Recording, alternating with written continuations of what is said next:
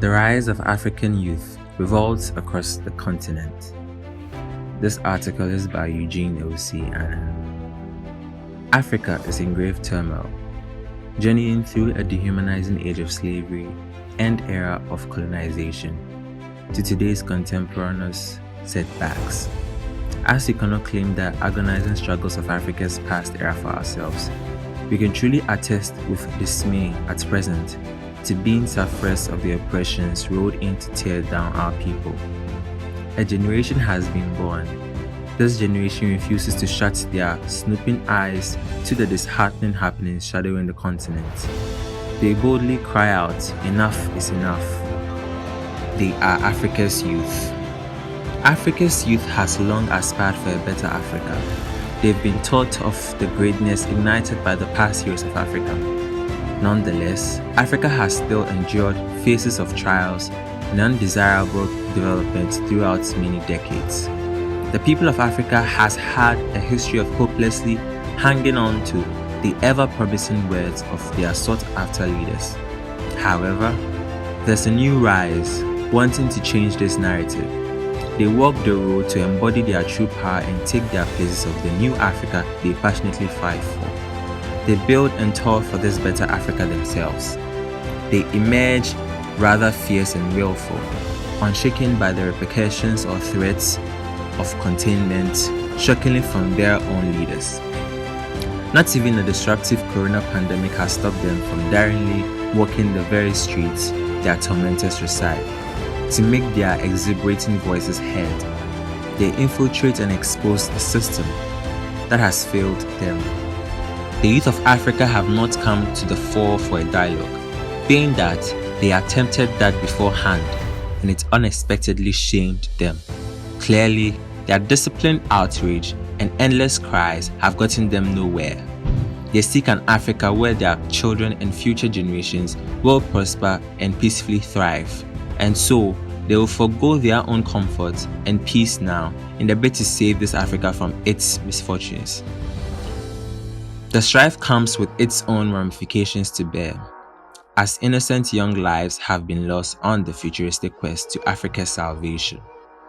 Today's evolution will be Africa's legacy tomorrow, and so the African youth must play their cards well and triumph over any severe obstacles that may unfold on their paths.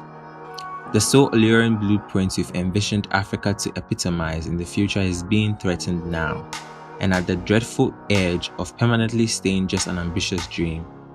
Thus, there's a heightening, all-embracing call for all young African people to headstrong take charge of their destinies. Africa is my home and I intend to stay.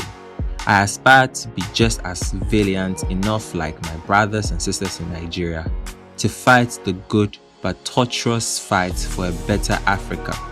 I conclude with this letter to all Nigeria's youth and protesters, to the next heroes of Africa, and to all who desperately yearn and attend this zeal with a fight for a better Nigeria, for a better Congo, for a better Liberia, for a better Namibia, for a better South Africa, for a better Cameroon, and for a better Ghana. Dear heroes of Africa. The famous excuse, it's diplomatic protocols. Yet, they jump into bewitching trade deals and over the precious lives of their poor citizens. The trade deals they will fabricate for the betterment of these same lives they've gambled on? Oh, it is transparent it is not these lives they desire to flourish. However, these deals will only blossom their own gluttonous pockets. A true exemplar for their extortionist so-called police. Where are the true African leaders who claim a pledge of solidarity to other African nations and its people when they are desperately needed? Black people walked the white streets in terror, a daily struggle just to steer clear of abusive police discrimination. A great agenda to frustrate the colored away from their great nation. However, the Nigerian police don't have an agenda against their own race. They are senselessly brutish just the way they are, because they simply succumb to orders from a higher authority. their commander-in-chief has charged them with purposeless and enormous muscle to embody barbarism. The leaders they've bitterly dubbed the bad boys are tyrants dressed in charming gowns, through whom the subordinating followers whom they misguidedly use for their dirty jobs, the wild dogs, channel their source of oppressive potency. Oh, and who thought freedom was a lost cause in Nigeria? No, they're wrong. The corrupt have freedom to be corrupt, and the oppressors have freedom to abuse and murder. Criminal audacity and luxury now dominate. The commander-in-chief has had the freedom to preside over a calculated projection of substantiated injustice. SARS is not the police. SARS does not detect and prevent crime. SARS is the crime. SARS has not protected civilians. SARS assaults citizens and ends innocent lives.